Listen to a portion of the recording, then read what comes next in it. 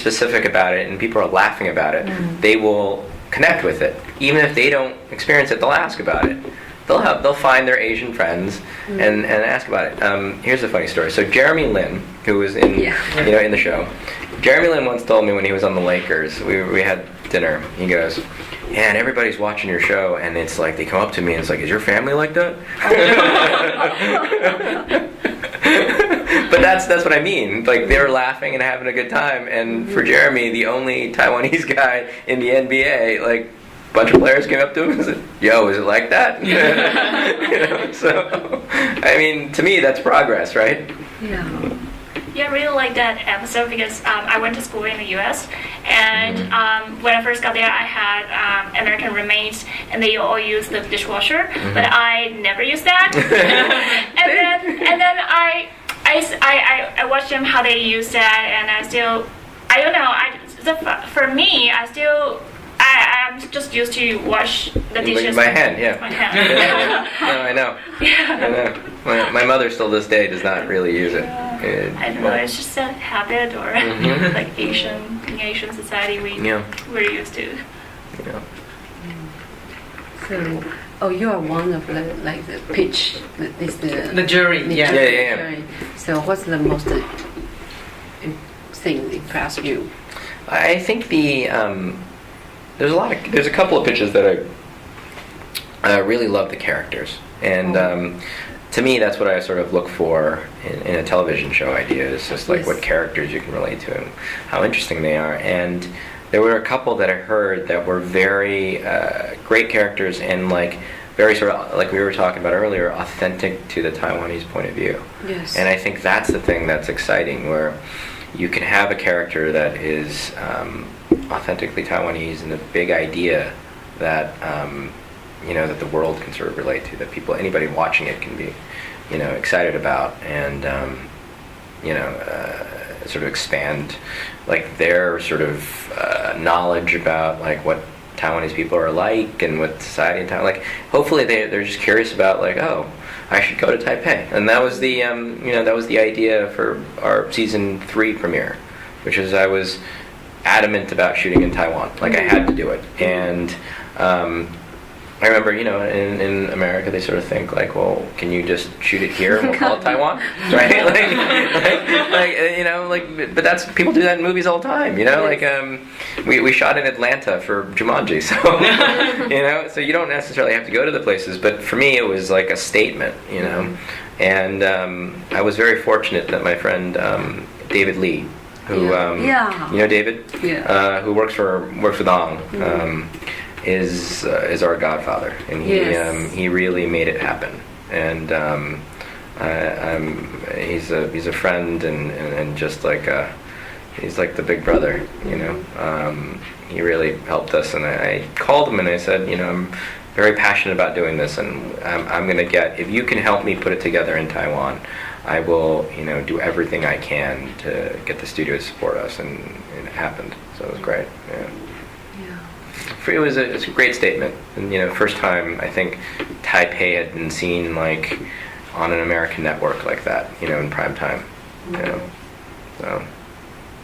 有一个问题，这个太难问。就是在拍这种剧的时候啊，就是很危险的一件事，就是你要幽默在比如说华人的家庭上，但有时候你这种东西你要拿捏的适当，否则你会得罪了就是可能亚洲人、亚洲观众。但你如果拿捏不当，就是这边会有批评，然后你白人的市场也讨不了好。就是这个事情在他身上有发生过困难，对。So it's like sometimes when we're like in Fresh Off the Boat or in any kind of racial related topics, sometimes when you're trying to present it in a humorous or a funny way, it's kind of dangerous on how you balance it. For people don't get feeling that it's insulted for the person itself. You don't want to offend them. So like, how do you deal with that, or I think it's a taste thing. Also, it's a taste thing as well. Like at the end of the day, you want to poke fun at certain things that you want to make everyone feel a part of the joke. You're not making a joke of other people. And I think that's the overall exciting thing about both shows, right? Like the Fresh on the Boat and Speechless, which traditionally, in the earlier days, the kid in a wheelchair or the Chinese person was the butt of the joke.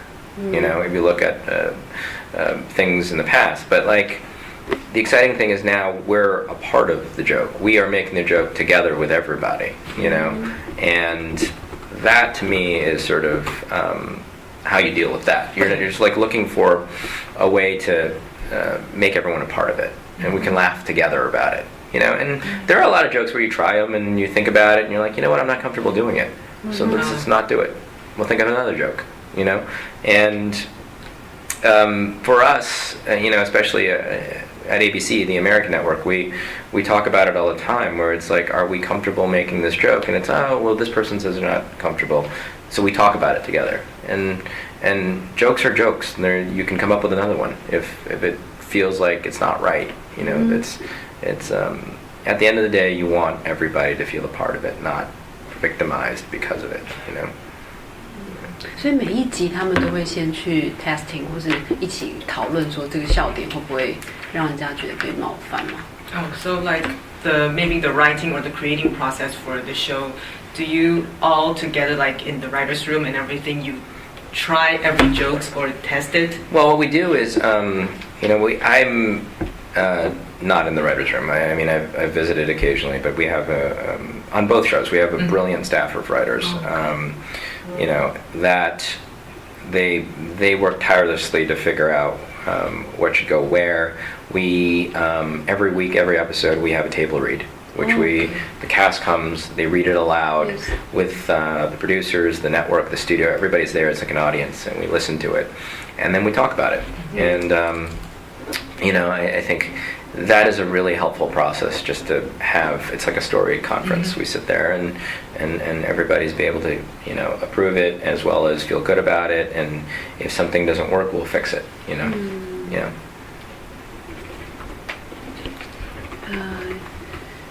So you mentioned that you and your partner always think about to helping people, Asian people, into Hollywood to work or being a leading actor or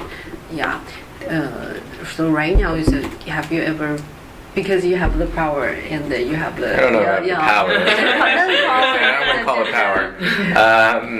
You know, I think it's just the opportunities, right? If you can help, you know, someone that you believe in, you know, whether they are a minority or not, but like we all know that, like, you know, minorities need a little bit more help, you know. I would absolutely do whatever I can to help that, you know. And I think, you know, it's not just me. I can't say that. And it's also like ABC does the same thing, where they have directors programs, and Fox does the same thing. That's why we're here, you know. You know, I think it's a movement on a part of everybody, you know. You do your part to sort of do that, you know. I remember starting out, and I had no entry into the business. My father worked as a delivery man, and he worked in restaurants, and my mother was an accountant. So I didn't have any way into Hollywood, but I was an intern, and I worked really hard, and there were a lot of people along the way that helped me. You know, there's sort of, you know, and they weren't looking at it as like, is he, you know, he's Asian American, I gotta help the Asian American. He's a guy who wants to work really hard and wants to work here, and we will help them. And well, I'll help him because I believe in him, you know, and that's how I see it. I meet people, and I do meet a lot of like Asian Americans or minority filmmakers and you know, aspiring producers and whatnot. And if I believe in them, I'll do everything I possibly can to help, you know.